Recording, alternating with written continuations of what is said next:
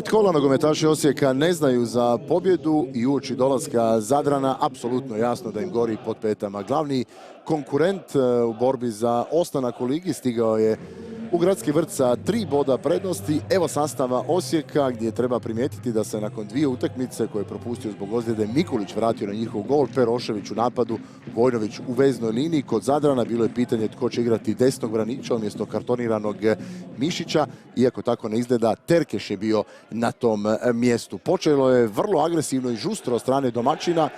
Činilo se prema ovoj situaciji iz prve minute da bi moglo biti svega i svačega. Ovaj žestoki sudar Peroševića i gostujućeg vratara Matkovića, ali moramo reći da je ostatak utakmice prošao s obzirom na njenu težinu u iznimnoj fer i korektnoj atmosferi.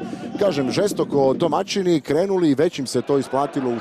minuti. Jedan krasan pogodak Peroševića, zanimljivo i u prošlom kolu jedan Osječanin Vojnović je to tada bio, je zabio jedan lijepi pogodak glavom, sada to čini i Perošević. Ukupno njegov 3. pogodak ove sezone, treba pohvaliti i krasno ubacivanje Mile Škorića.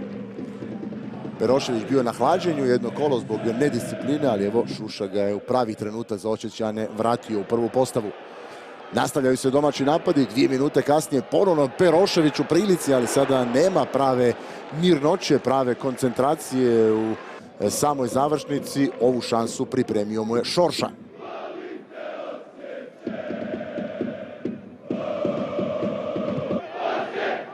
Dvije minute kasnije još jednom nadiru domaći nogometaši. Sada je Barišić izbacio Škorića, ali nema novog pogotka jer ne dozvoljava to Matković koji brani zadarska vrata.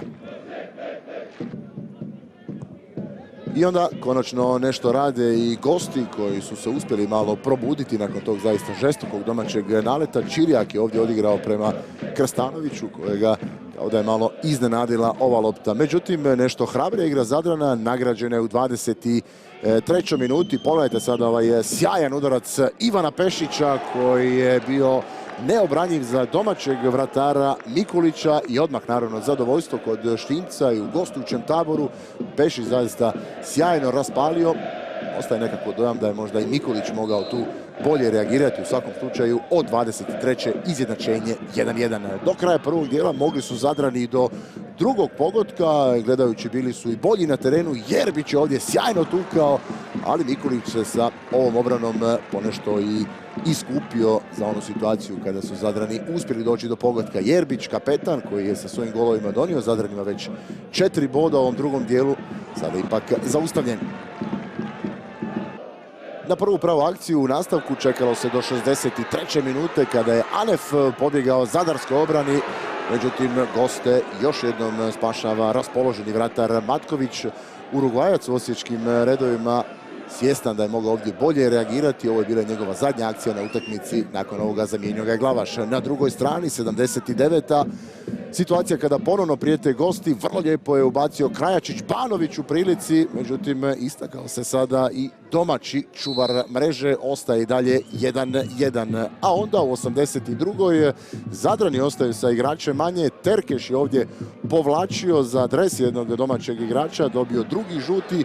To je jasno bio signal da se još pojačaju domaći napadi. Gledajte ovo, 92. minuta. Laštro je tamo pred golom najviši u ovoj silnoj gužvi. Tu kreće silno domaće zadovoljstvo, sreća i slavlje i na tribinama i na terenu. Matas je ovo ubacio, Laštro sve nadvisio, njegov drugi pogodak od kako je stigao Veljači. Zanimljivo, oba pogotka postigao je protiv Zadrana. Odmah poslije ovoga siranje, kraj utakmice.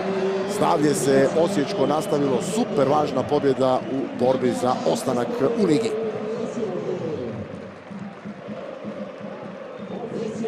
Mogu reći da sam sretan, iako mi ne možemo niti sa ova 3 boda biti mirni.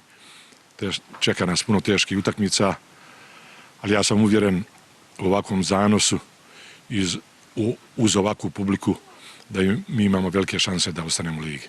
A mislim da je danas presudila ova publika koja je natjerala praktično zadnjih 20 minuta igrače Osijeka da krenu na sve ili ništa, primorala nas da se branimo u tom dijelu i to je onaj dio u kojem nismo našli smjelosti stati na loptu, pokušati nešto odigrati, a kad osudiš sam sebe isključivo na izbijanje lopte i na branjenje, onda je jasno da je to teško izdržati.